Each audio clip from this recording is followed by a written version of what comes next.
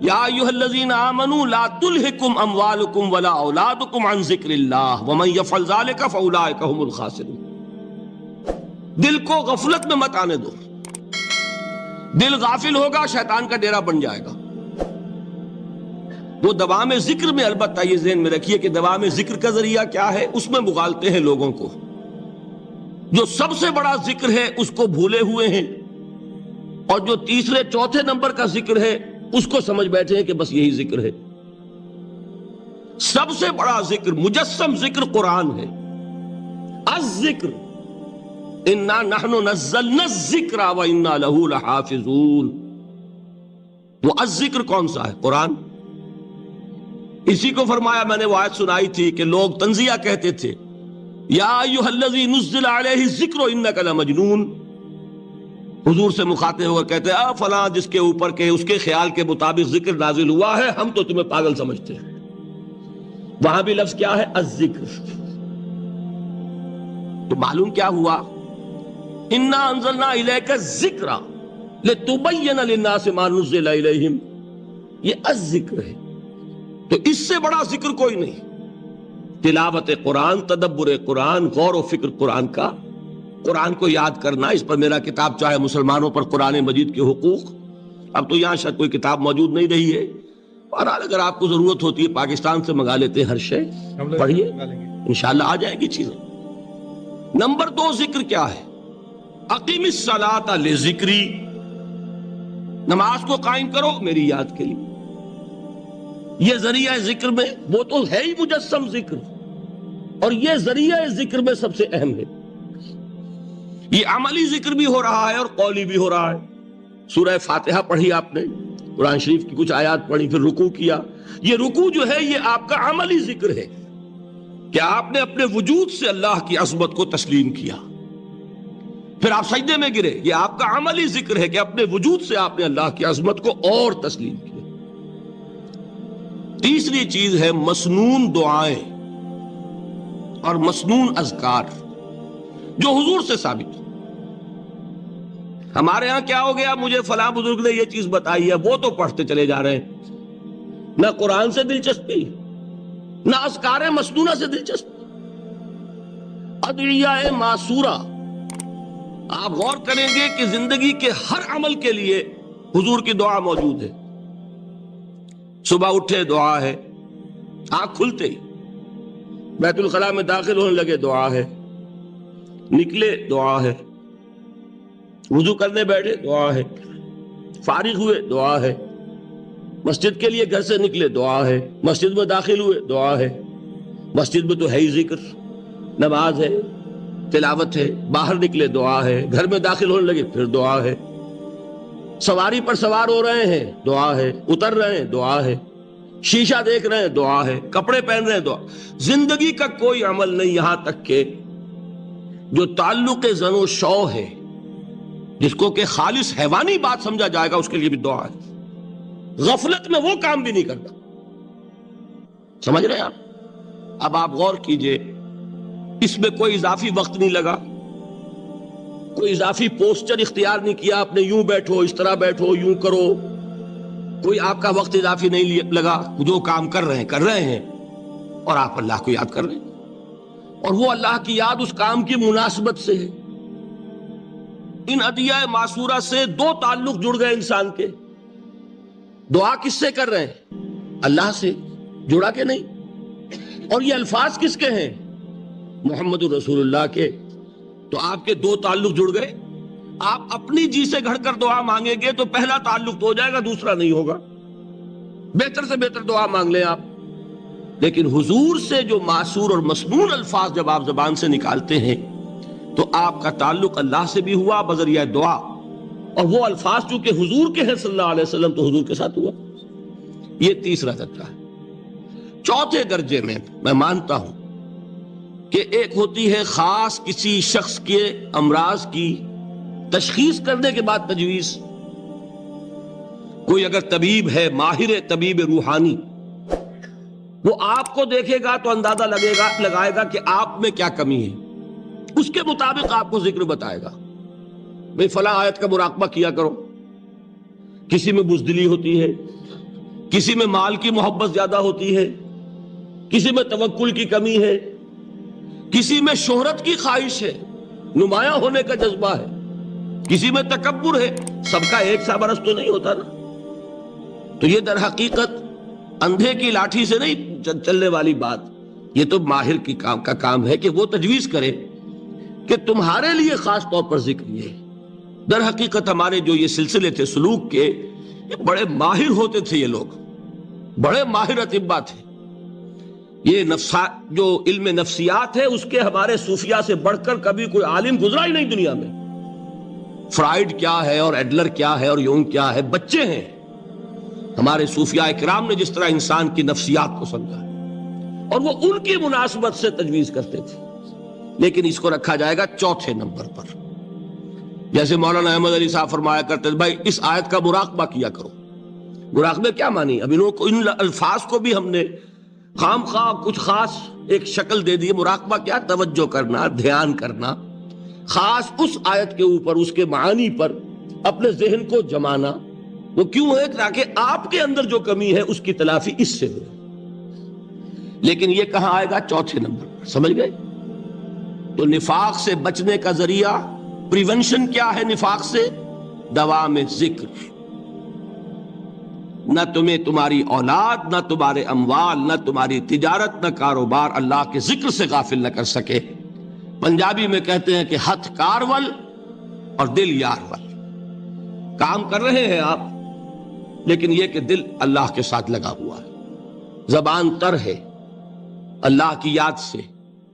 جو قرآن یاد ہے، گاڑی میں آپ بیٹھے جا رہے ہیں، 2 گھنٹے آپ کو کار میں لگانے ہیں، قرآن شریف پڑھتے جائیے. اس سے بڑا ذکر ہی کوئی نہیں. یہ ہے پریونشن. اب اگر مرض ہو جائے تو کیا؟ اس کے لیے 2 چیزیں ضروری ہیں. ایک دیکھیے عجیب ہے، یہ نفاق کا علاج انفاق سے. صرف ایک الف لگا نا. انفاق کے معنی اور ہے. یہ بنا ہے کس سے؟ نفقت الدراہم، پیسے ختم ہو گئے، مک گئے. یا نفق الفرس، گھوڑا مر گیا. تو مال کو کھپانا، لگانا اللہ کی راہ میں. اگر دل میں نفاق کی کوئی آلائش آئی ہے تو اس کا ازالہ ہوگا انفاق فی سبیل اللہ سے. مال اللہ کی راہ میں دیجئے، صدقہ کیجئے، خیرات کیجئے، دیجئے، اللہ کے دین میں لگائیے. جتنا لگائیں گے نفاق دھل جائے. اس لیے کہ اصل سبب نفاق کا ہے ہی حب دنیا، دنیا کی محبت. لہذا اس کا ازالہ ہوگا جو سب سے محبوب شے ہے، مال. انہ لحب الخیر لشدید. مال محبوب ترین ہے کہ نہیں؟ لہذا اس کو اللہ کی راہ میں لگائیں گے تو وہ نفاق دھل جائے گا. اور ایک اور چیز ہے جو بہت اہم ہے، بہت ہی شعوری طور پر اس کا اہتمام کیجئے. جس وقت دین کے کسی فرض کی انسان کو سمجھ آ جائے، اس کا شعور پیدا ہو جائے، پھر ڈیلے نہ ہو. ذرا سا ڈیلے جو ہے اس پر عمل کرنے میں، یہ در حقیقت نفاق کو جڑ پکڑنے کا موقع دینا ہے. Immediate action. ایک بات سمجھ میں آ گئی، فوراً عمل کرو. اس میں شیطان کیا کرتا ہے؟ ذرا ٹھہر جاؤ، ابھی دیکھو یہ فرض ہے، یہ ذمہ داریاں ہیں، یہ کرنا ہے، وہ پھر لگا دینا اپنے آپ کو.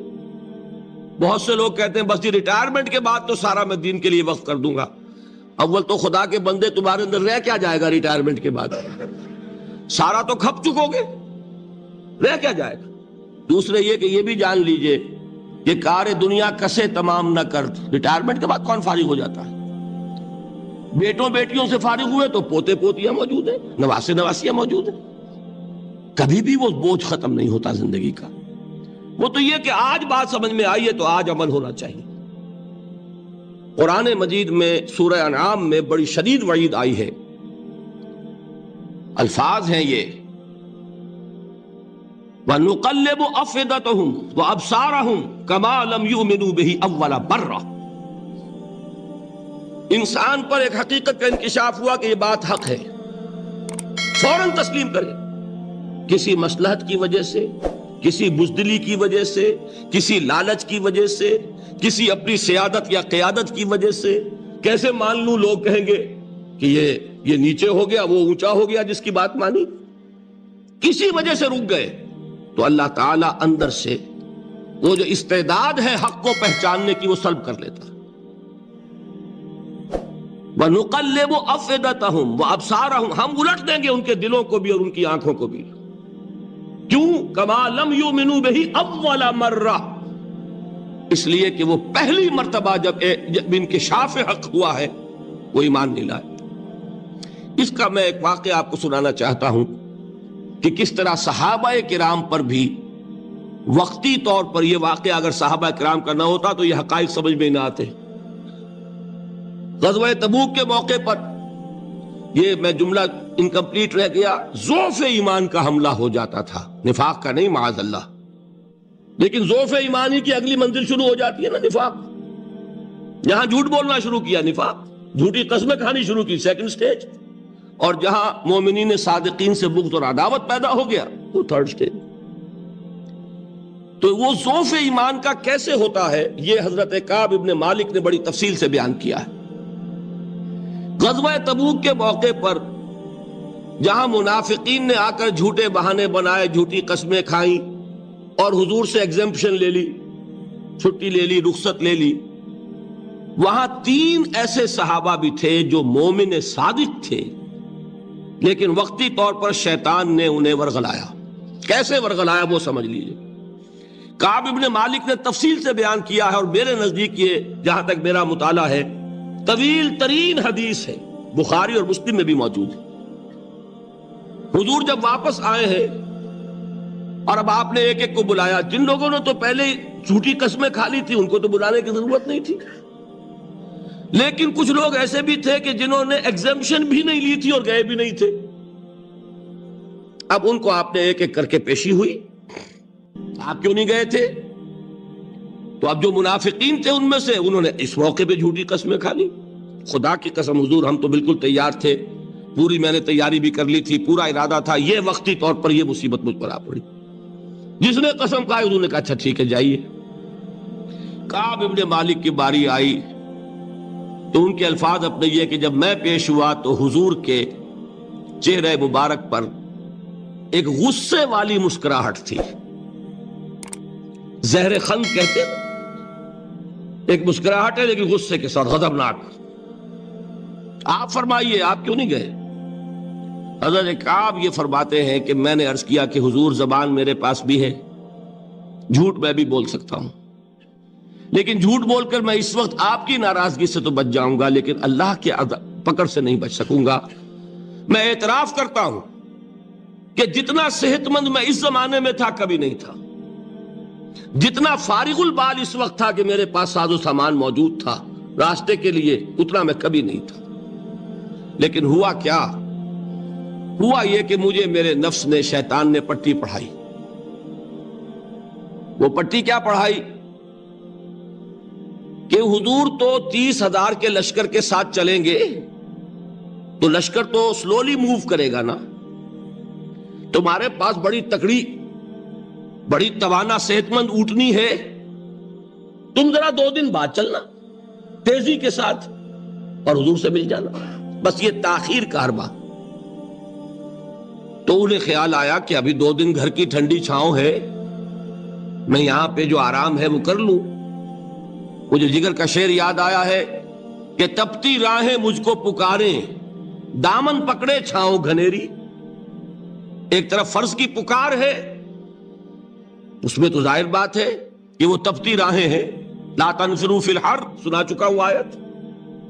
یہاں گھر میں، نخلستان میں، کھجوروں کی چھاؤں میں، اہل و عیال میں یہ ٹھنڈی چھاؤں جو ہے یہ پکڑ رہی ہے، بھائی 2 دن ٹھہر کے چلے جانا، ٹھیک ہے، کوئی نیت میں خرابی نہیں ہے نا۔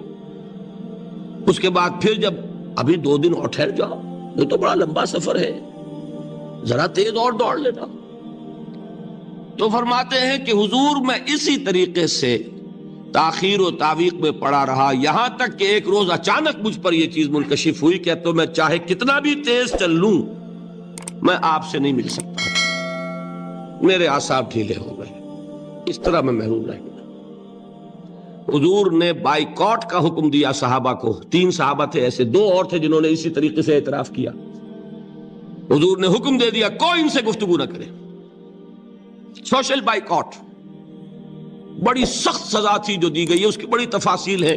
اللہ تعالیٰ شوق دے تو وہ حدیث پوری پڑھیے. میں نے تو 2 جمعوں میں ایک مرتبہ صرف اس ایک حدیث کو بیان کیا تھا. شاید کہیں کیسٹس ہوں میرے ہاں, ہمارے نمبر کوئی مجھے یاد نہیں ہے, لیکن یہ بڑی عجیب حدیث ہے. لیکن اس میں جو اصل سبق ہے وہ کیا ہے؟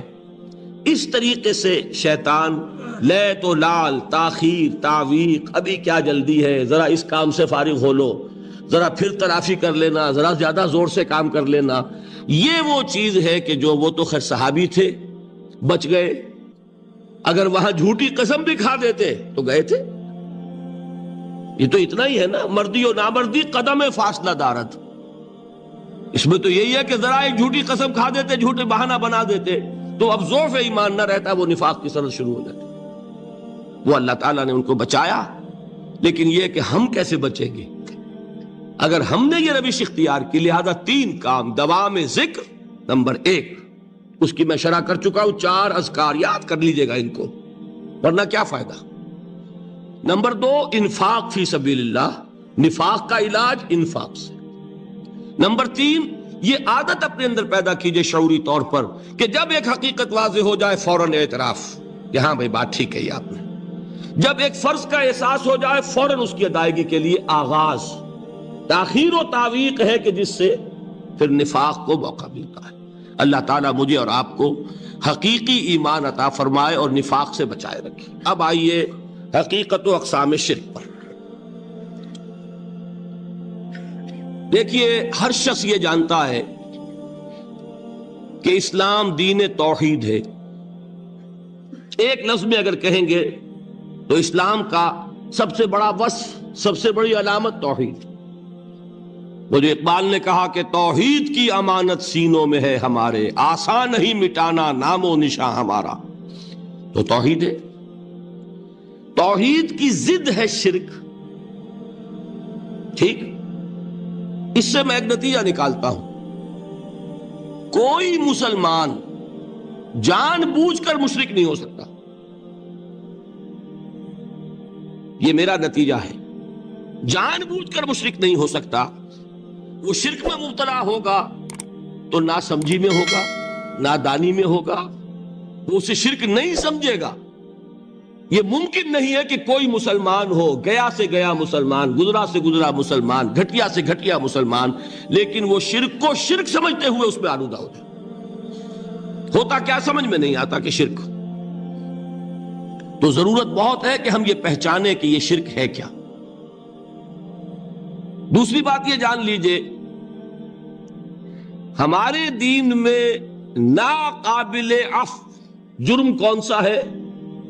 شرک. 2 مرتبہ بیان فرمایا گیا سورہ نساء میں صرف, ان اللہ لا یغفر ان یشرک بہ ویغفر ما دون ذلک لمن یشاء. اللہ تعالیٰ اسے تو ہرگز نہیں بخشے گا کہ اس کے ساتھ شرک کیا جائے, ہاں اس سے کم تر جس کو چاہے گا معاف فرما دے گا. نوٹ کر لیجئے, اس کی بھی اندر بھی اوپن لائسنس نہیں ہے کہ بقیہ سارے گناہ لازماً معاف کر دے گا. یہ نہیں ہے. اس سے تو آپ میں جرت پیدا ہو جائے گی, باقی سب کیے جاؤ. یہ نہیں, جس کو چاہے گا بخش دے گا, لیکن امید ضرور دلا دی کہ شرک سے کم تر کوئی گناہ ہو تو اس کے بخشش کی بغیر توبہ کے اللہ تعالیٰ نے امید دلائی. توبہ سے تو شرک بھی معاف ہو جائے گا. اس سے مراد کیا ہے؟ بغیر توبہ کے. اللہ تعالیٰ نے فرمایا کہ اور گناہوں کے بارے میں تو امید کی جا سکتی ہے, لیکن شرک کے بارے میں ہرگز نہیں. اہمیت واضح ہو گئی. مزید نمبر 3, اس شرک کی ہماگیریت کا عالم یہ ہے کہ سورہ یوسف کی آیہ مبارکہ ہے, وَمَا يُؤْمِنُ أَكْثَرُهُمْ بِاللَّهِ إِلَّا وَهُمْ مُشْرِكُونَ. انسانوں کی اکثریت کا حال یہ ہے کہ وہ اللہ پر ایمان نہیں رکھتے مگر کسی نہ کسی قسم کے شرک کے ساتھ. یہ یونیورسلٹی ہے اس کی. کہ اللہ کو بھی مان رہے ہیں لیکن کسی نوع کا شرک جو ہے وہ بھی لگا رکھا. وما یؤمن اکثرهم باللہ، انسانوں کی اکثریت کا حال یہ ہے کہ وہ ایمان نہیں رکھتے اللہ پر، الا وہم مشرکون، مگر یہ کہ کوئی نہ کوئی شرک بھی کرتے ہیں. چوتھی بات یہ سمجھیے کہ شرک ہر دور میں بھیس بدل کر آتا ہے. یہ ضروری نہیں ہے کہ شرک کی جو قسمیں آج سے 200 برس پہلے تھیں صرف وہی آج بھی رہے. ہو سکتا ہے کہ بالکل نئی شکلیں اس شرک نے اختیار کر لی. اس سے کیا نتیجہ نکلا کہ اگر اجتہادی بصیرت نہیں ہوگی تو ہو سکتا ہے کہ ایک شخص جو ہمارے سابق علماء نے لکھ دیا کہ یہ چیز شرک، یہ چیز شرک، یہ چیز شرک، یہ چیز شرک، آج سے 500 برس پہلے کا انسان بڑے سے بڑا عالم دین اپنے زمانے کے شرک کو پہچان کر تو لکھ سکتا ہے. اس سے تو آپ بچ رہے ہیں. امام ابن تیمیہ نے اس کو شرک قرار دیا، اس کو شرک قرار دیا، اس کو شرک قرار دیا. کوئی شخص ہے جو اس سے تو بچ گیا. امام صاحب کی دی ہوئی بصیرت سے اس نے ان جو اقسام ہے شرک کی ان کو پہچان لیا. لیکن یہ عین ممکن ہے کہ آج کے شرک کو وہ نہ پہچان رہا ہو. اپنی جگہ وہ سمجھ رہا ہو اپنے آپ کو بہت بڑا موحد، جبکہ اس دور کا جو شرک ہے اس میں ملوث ہو. اس کو میں نے کہا ہے کہ اس شرک کے بارے میں بڑی اجتہادی بصیرت کی ضرورت ہے. فارسی کا ایک شعر ہے، بڑا پیارا شعر ہے، بہر رنگے کے خواہی جامہ می پوش، من انداز قدت رامی شناسم. اپنے محبوب سے کہہ رہا ہے شاعر کہ تم جس طرح کا چاہو لبادہ اوڑھ لو، میں تمہیں تمہارے قد سے پہچان لوں گا.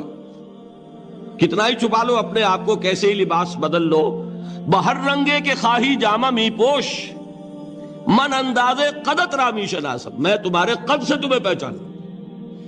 یہ اگر بصیرت نہ ہو کہ شرک کو اس کے قد سے پہچان سکیں آپ، اس کے لیے ضرورت ہے اصولوں کی. دیکھیے جس طرح الجبرا کے اصول ہوتے ہیں، فارمولا ہے، فارمولا ہاتھ میں آ گیا، مسئلے حل کرتے چلے جا رہے ہیں، آپ اپلائی کرنے کی دیر ہے فارمولے کی. اگر آپ نے صرف گنتی کر کے کسی زمانے کے شرک وہ تو سمجھ لیے، لیکن وہ بصیرت باطنی حاصل نہیں ہوئی، اجتہادی بصیرت، وہ اصول ہاتھ میں نہیں آئے کہ جس سے آپ پہچان سکیں، تو ہو سکتا ہے کہ اس دور کے شرک کو آپ نہ پہچان سکیں. اس کے لیے ضرورت ہے کہ اصل اصول ہاتھ میں آ جائیں تاکہ اصولوں کو اپلائی کریں. ایک بات مجھ سے اور سن لیجئے، میرا اپنا یہ تاثر ہے،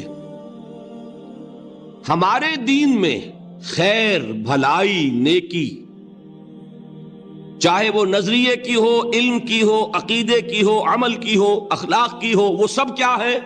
وہ توحید ہی کے شجرہ طیبہ کی شاخیں ہیں. اور شر، برائی، گمراہی، خیالات کی ہو، نظریات کی ہو، علم کی ہو، عقیدے کی ہو، عمل کی ہو، اخلاق کی ہو، سب کے ڈانڈے شرک کے شجرہ خبیثہ سے ملتے ہیں. اس شجرہ خبیثہ کے برگوبار ہے جو بھی برائی ہے، عمل کی یا علم کی، اور اس شجرہ طیبہ کے برگوبار ہے جو بھی خوبی ہے، عمل کی یا عقیدے. یہ میرا تاثر ہے. اور جب تک اس انداز میں وہ آپ کو اندرونی رشتے ظاہر نہیں ہوں گے، آپ پر منکشف نہیں ہوں گے، وہ اجتہادی بصیرت جو ہے پیدا نہیں ہو سکے گی. اب آئیے ایک اور بات دیکھیے، شرک میں اور الحاد میں کیا فرق ہے یہ بھی ہم نہیں سمجھتے. الحاد، مادہ پرستی، وہ کیا ہے؟ ایتھیزم، کسی بھی خدا کا انکار. ہمارے آج کے دور کی سب سے بڑی گمراہی یہ ہے. شرک کیا ہے؟ خداؤں کو ماننا. یہ کیا ہے؟ تھیزم ہے، لیکن پولی تھیزم ہے. توحید کیا ہے؟ مونو تھیزم ہے، ایک خدا کا ماننا. لیکن شرک کے اندر ایک اور حقیقت کو پہچان لیجئے، شرک میں ہمیشہ ٹاپ پر ایک خدا کو مانتے ہیں. باقی سارے خدا نیچے ہوتے ہیں، اوپر جا کر وہ توحید ہوگی ہمیشہ۔ کوئی مشرکانہ نظام ایسا نہیں ہے جو ٹاپ پر جا کر توحید نہ بن جائے۔ دیکھیے ہندو دیویاں دیوتا بے شمار، لیکن مہادیو وہ بھی کیا دو ہیں؟ مہادیو وہ تو ایک ہے۔ انگریزی میں گاڈز گاڈیسز، لیکن وہ چھوٹے جی سے لکھے جائیں گے، چھوٹے جی سے لکھے جانے والے gods and goddesses. Roman mythology ہو، گریک مائتھولوجی ہو، ان دیویوں دیوتاؤں کے نام ہی آپ نہیں یاد کر سکتے، لیکن گاڈ بڑے جی سے وہ ایک ہے کہ نہیں؟ ٹاپ پر جو ہے وہ ایک ہے، اس کو وہ بھی مانتے ہیں کہ اومنی پوٹنٹ، اومنیشنٹ، اومنی پریزنٹ، علی کل شیء قدیر، بکل شیء علیم، ہر جگہ موجود، وہ تو ایک ہی ہے، وہ تو کیپٹل جی سے لکھا جائے گا۔ باقی اس کے نیچے فوج ہے دیویوں کی، دیوتاؤں کی، خداؤں کی اور خدانیوں کی، وہ گاڈز اینڈ گاڈیسز ہیں۔ عرب میں کیا تھا؟ میں نے پہلے آپ کو وہ دو مثالیں دے دی ہیں، تیسری اور ایران کی لے لیجئے۔ خیر کا خدا اور شر کا خدا اور، ایک یزداں ایک اہرمن، ٹھیک، سنویت ہو گئی نا، دو خداؤں کو مانا، لیکن وہی ہے جو خدائے خدائے گاں، خداؤں کا خدا، اس کو ایک ہی مانتے ہیں۔ یہی معاملہ عرب میں تھا، اللہ وہ ایک ہی تھا ان کے ہاں۔